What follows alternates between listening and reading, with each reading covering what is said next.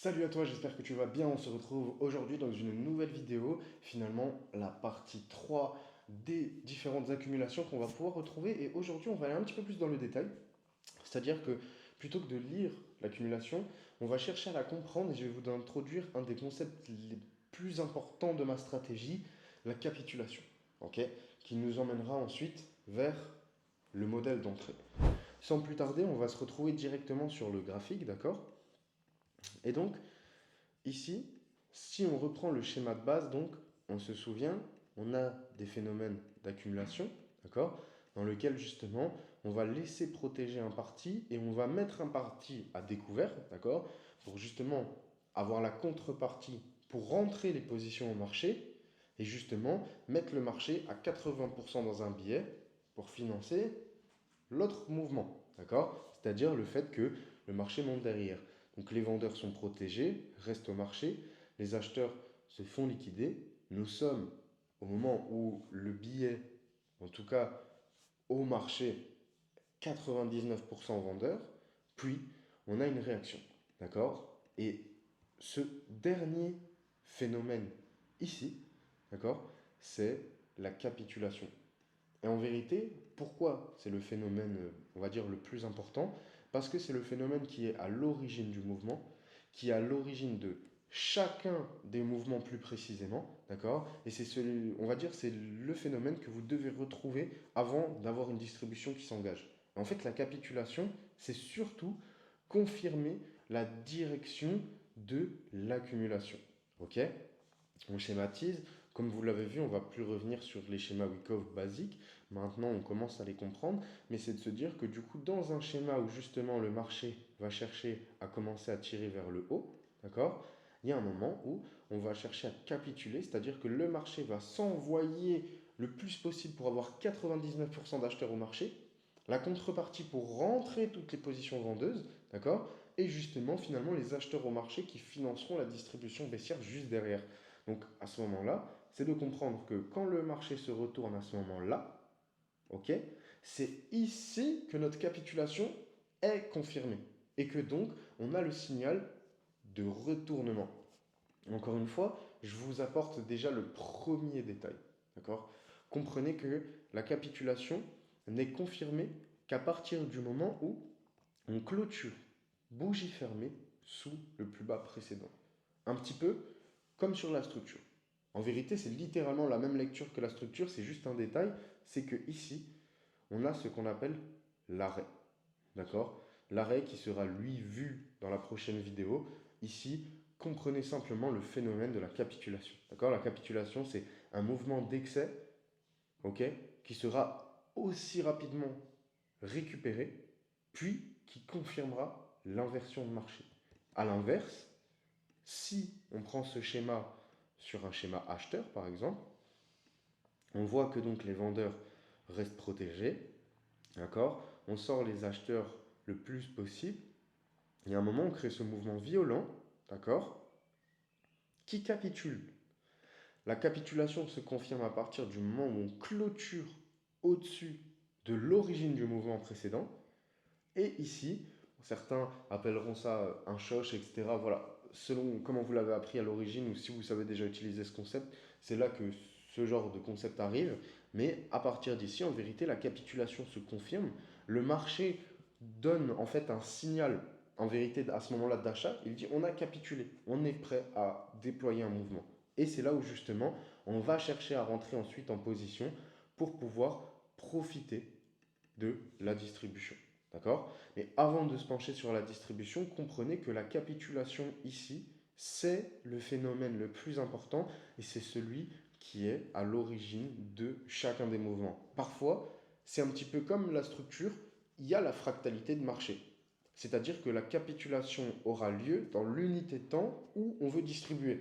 Donc, si par exemple on a une distribution M5, M15, on aura une petite capitulation en termes de proportion de prix, et justement la distribution sera équivalente derrière. Okay, je vous donne une information aussi tout de suite. On dit que lorsque le marché capitule, d'accord, le marché distribue, la distribution complète, c'est 3 fois la taille de la capitulation. D'accord? Ça, c'est l'aspect théorique. Ça veut dire que parfois, c'est pas toujours. En gros, vous ne pouvez pas toujours le prendre comme une donnée faite sur le marché, mais vous pouvez prendre en compte que voilà, sur les proportions, lorsqu'on capitule, la distribution, c'est en moyenne l'équivalent à 3 fois la taille de la capitulation.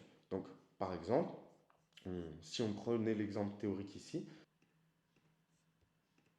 intervalle de prix, le prix est monté à ce moment-là de, bon là c'est un grand point, mais en gros imaginez là le prix est monté de 100 points, pour la faire simple, la capitulation fait 100 points, alors on estime que la distribution fera au moins 300 points, d'accord? 3 fois la taille de la capitulation. Et comprenez bien ce que je vous dis ici, la capitulation se valide à partir du moment où on clôture au-dessus du mouvement initial.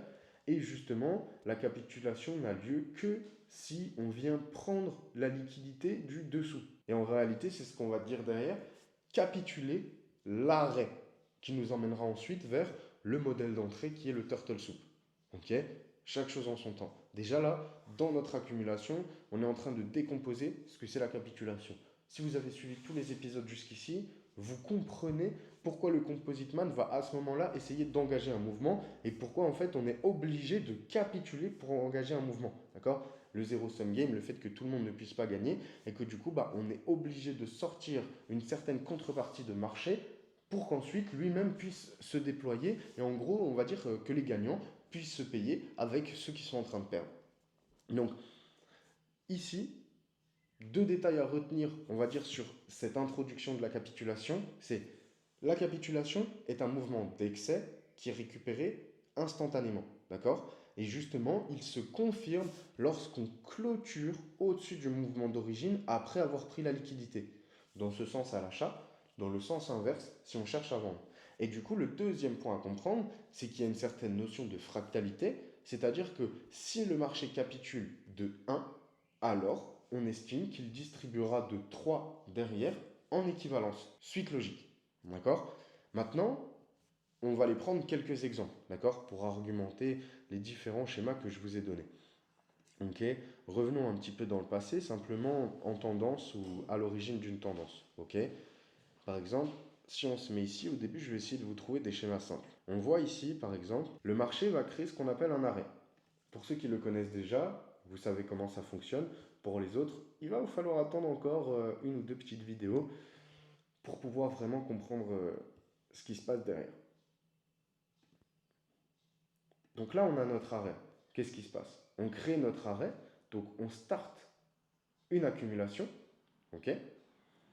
Le marché capitule, donc on a un mouvement d'excès qui part de cette origine. Le mouvement est récupéré instantanément et confirme la structure haussière, donc le fait qu'on va continuer. Et en plus, le marché vient de capituler. Donc même si on est déjà haut par rapport au mouvement précédent, il nous donne un signal comme quoi c'est pas fini, d'accord?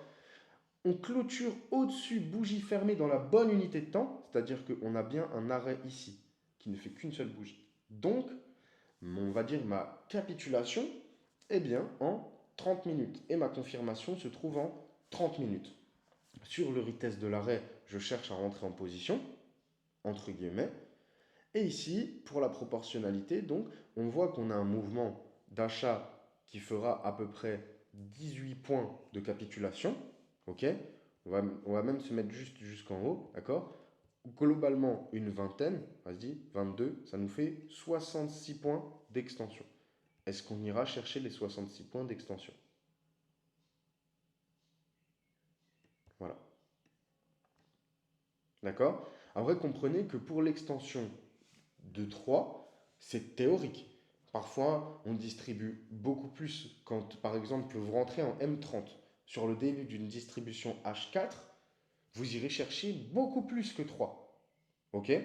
Mais parfois, si vous êtes à la fin d'un mouvement daily sur une capitulation 30 ou 1 heure, il se peut qu'on n'aille même pas à l'extension 2 puisque le marché en fait va chercher à capituler et à se retourner derrière.